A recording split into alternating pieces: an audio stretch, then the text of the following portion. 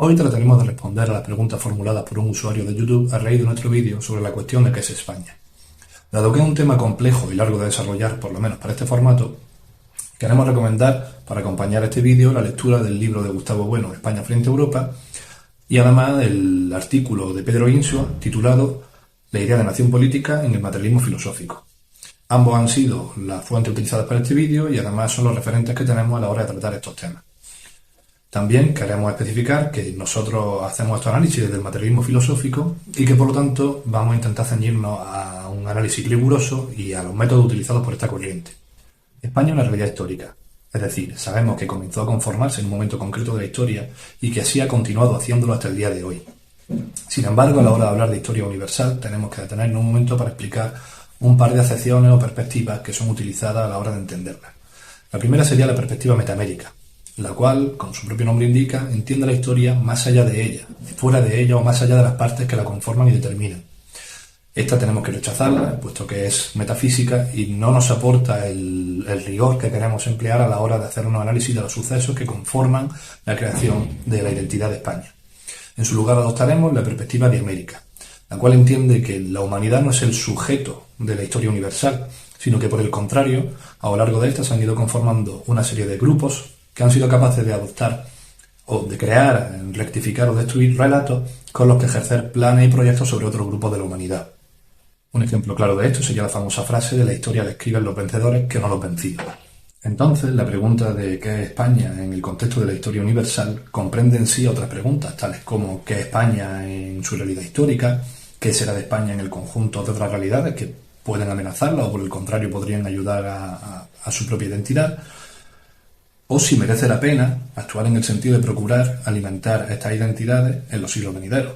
Respondiendo a estas cuestiones, cuando nos planteamos que España, en el contexto de la historia universal, no solo nos lo estamos planteando acerca de su pasado, sino también de su futuro.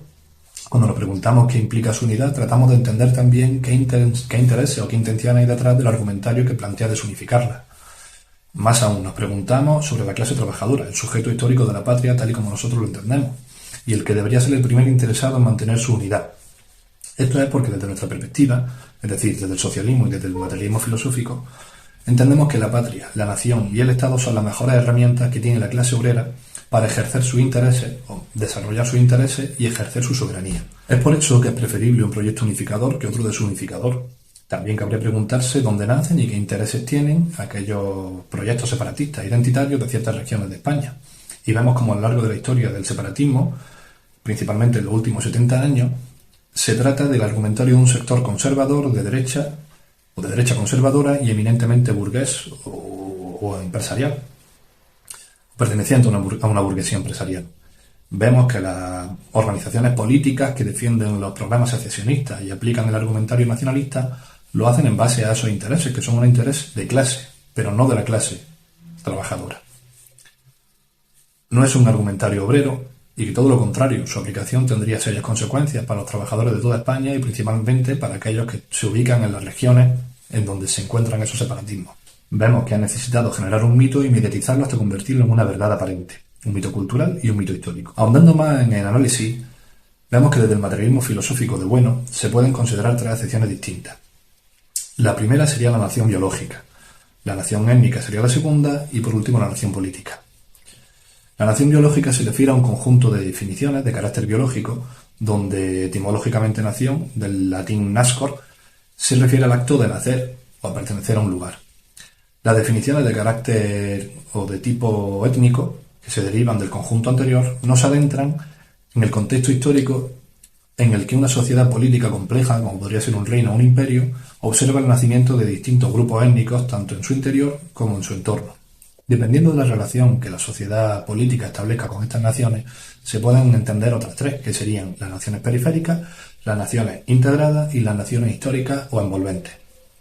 Este es un tema también largo y complejo y lo dejaremos para otro vídeo, pero nos permite tener un pequeño abanico y un sencillo abanico para poder continuar con el análisis. La nación, por último, en su acepción política, connota soberanía. Es un concepto relativamente nuevo y contemporáneo, cuya formación se remonta al siglo XVIII y siglo XIX. A partir de la ruptura revolucionaria con el absolutismo real del antiguo régimen. En este sentido, el concepto de nación adquiere relevancia política como nación canónica, debido a su estrecha relación con el Estado, y es que la nación presupone al Estado, aunque no al revés. Necesita un Estado en el que se produce un proceso mediante el cual sus partes son individualmente distinguidas, y ya no estatalmente, e igualadas en derechos ante la ley. Pues bien, en el caso de España, su transformación en una nación política surge a raíz de la invasión napoleónica, que produce además uno de los primeros ejemplos de constitución en el sentido contemporáneo. Sin embargo, la formación de España como nación política no surge de la nada, sino que es un proceso que se desarrolla en el seno del antiguo régimen, específicamente en el contexto de una sociedad política imperial en la que España se constituyó como una nación histórica. Es decir, España ya existía políticamente como sociedad antes de convertirse en una nación política, y lo hacía como imperio. Previamente se configuró a través de los reinos.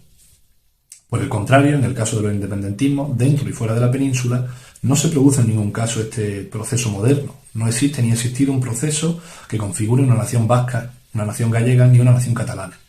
Siempre se han comprendido a sí mismas y hacia el resto de España, como parte de esta, siendo además racista el carácter étnico o cultural que pretenden tener algunos de estos grupos sobre sí mismos frente al resto de España.